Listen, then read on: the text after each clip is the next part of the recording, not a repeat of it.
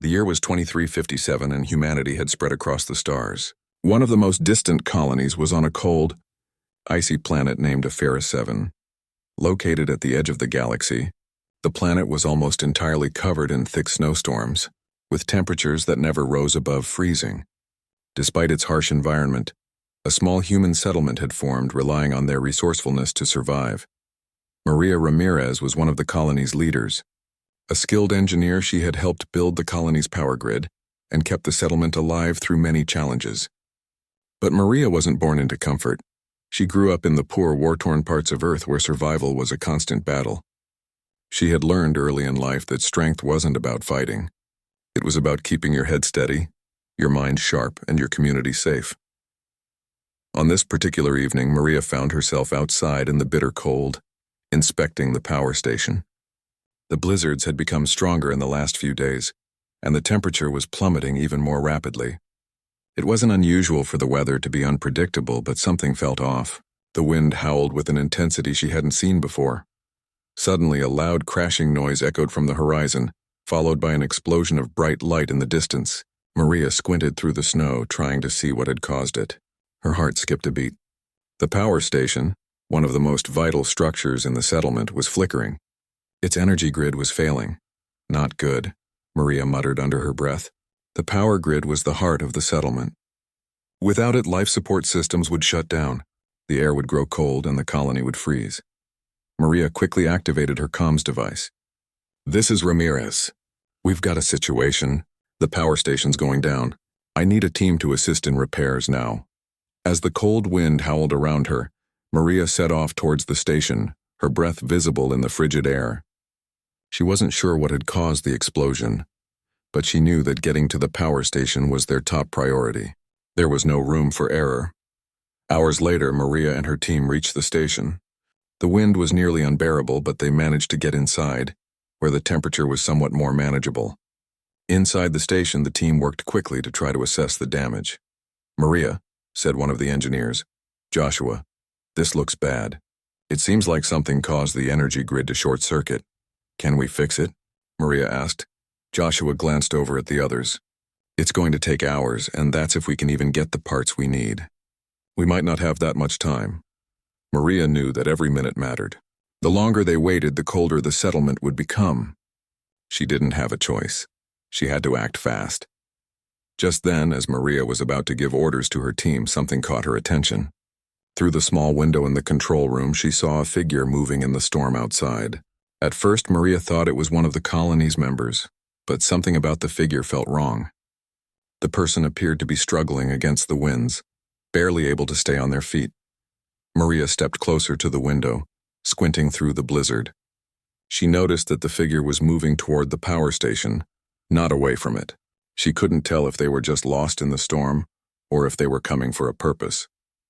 Either way, it was too dangerous to leave someone out there. She grabbed her coat and pulled it tightly around her. "I'm going outside," Maria said, turning to her team. "Keep working on the grid. I'll be back soon. Be careful, Maria," Joshua shouted after her. But Maria was already out the door, braving the storm. The wind slapped her face as she stepped into the cold night. She had to shield her eyes against the fierce snow. The figure was still there, moving slowly but steadily towards the station. With every step, they seemed to grow weaker, and Maria felt a strange sense of urgency. This person needed help now. Maria ran toward them, her boots crunching in the deep snow.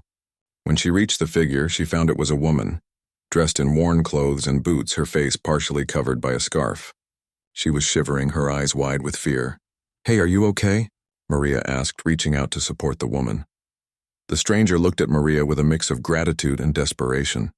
"Please, help me." "I beg you," the woman gasped. Maria was taken aback. She had never seen anyone in these parts who wasn't part of the colony, but this woman's appearance, her wild eyes, and the fact that she had braved the storm alone left Maria with an uneasy feeling. She had to be careful. "My name is Maria. What are you doing out here in this storm?" Maria asked gently, trying to keep her voice calm. The woman took a deep breath, trying to steady herself. "I'm Kira. I've been living here for a long time. I've survived in these lands for years.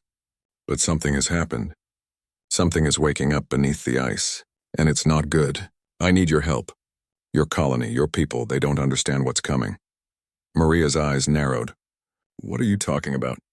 What's beneath the ice? Kira shook her head, her voice urgent. There's something ancient buried in the snow. Something that was never meant to be found. The storms, the strange energy pulses. It's all connected. You've awakened it. Maria felt a chill run down her spine. She didn't know what to make of Kira's words, but she could sense the fear in her voice. Could it be true? Could something else have been lying dormant under the surface of Ephesus 7, waiting for the right moment to strike? Please, Kira begged, you have to listen to me. The planet isn't just cold and empty. It's alive. And it's waking up. Maria didn't know if she could trust the stranger, but the warning seemed real. Something had been wrong in the last few days. Something that no one could explain. The power outages, the unusual storms, the strange energy pulses. Kira's warning might be the key to understanding it all. Maria nodded firmly. Come with me. We'll figure this out together. She helped Kira back toward the station, supporting her as they struggled through the blizzard. When they reached the building, Maria led Kira inside, where the warmth of the power station was a welcome relief. Kira collapsed onto a chair, exhausted but grateful. We need to figure out what's happening, Maria said, turning back to her team. And we need to do it fast. This isn't just a storm. Something is waking up beneath the ice. Inside the power station, the warmth was a relief after the harsh cold outside. But the tension among the group was undeniable. Maria had just helped Kira inside, and the woman was sitting by the heater, her hands still shaking from the cold. Maria stood near the station's control panel, trying to make sense of everything Kira had said. You said something was waking up beneath the ice. What do you mean by that? Maria asked, her voice steady but filled with concern. Kira looked up at her, her eyes wide with fear. I don't know everything, but I know enough. There's an ancient machine, something that the alien people who lived here created long ago. It's buried deep in the ice, hidden from everyone. But now, the storms, the strange lights, the energy pulses, they are all signs that it's waking up. Maria glanced out of the small window where the snowstorm was still raging outside. The wind howled like a wild animal, and the snow seemed to fall heavier than before. She could feel the weight of Kira's words pressing down on her. But why now? Maria asked. Why is it waking up now after all these years? Kira closed her eyes for a moment, as if she were remembering something painful. I don't know, but it wasn't meant to be found. The planet itself is alive in a way you can't understand. The machine, if it's activated, it could destroy everything here. Everything you've built. Maria's heart raced.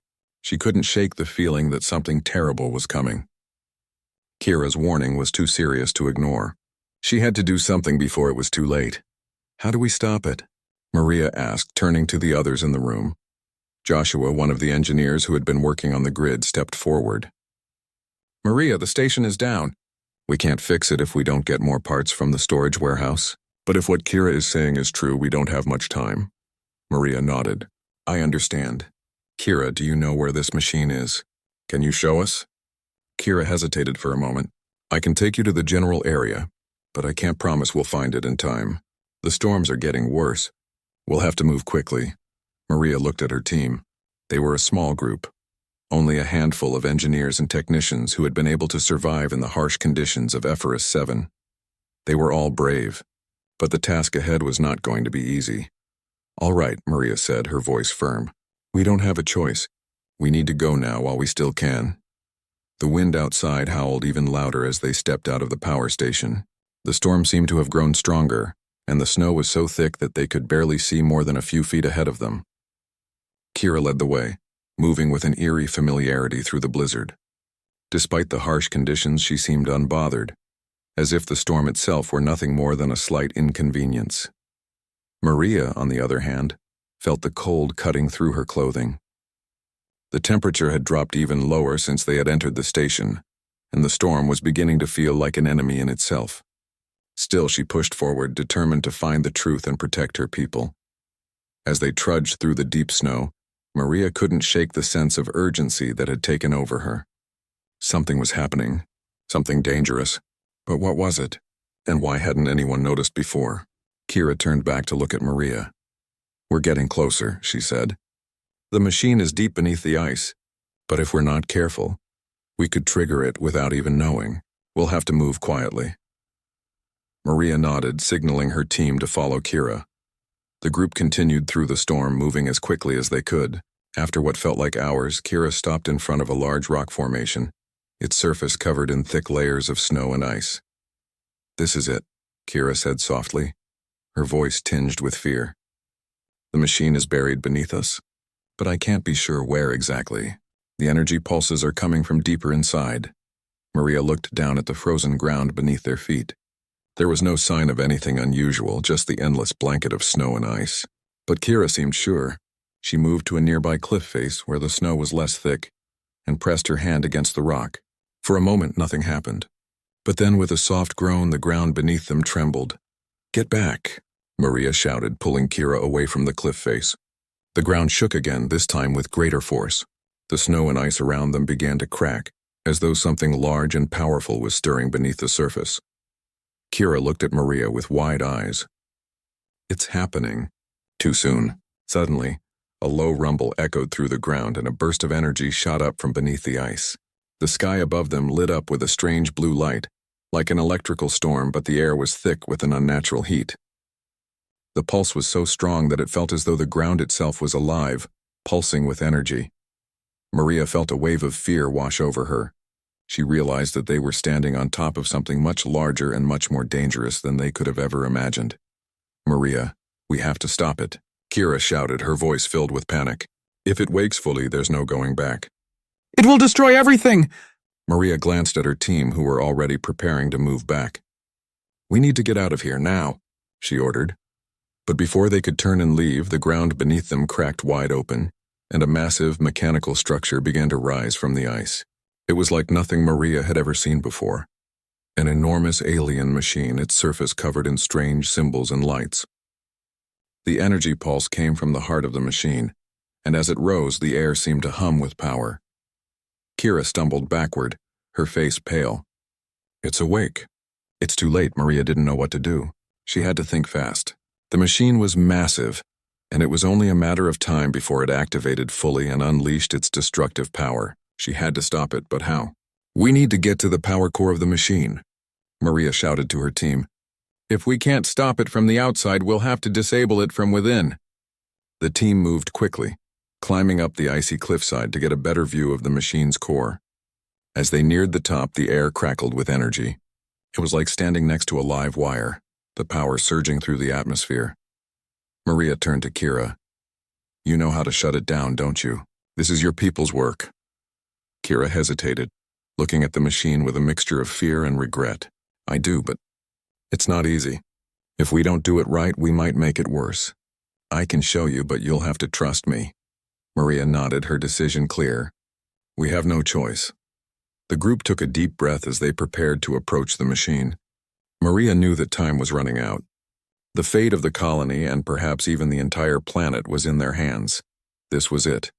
The battle to save Ephesus 7 had just begun.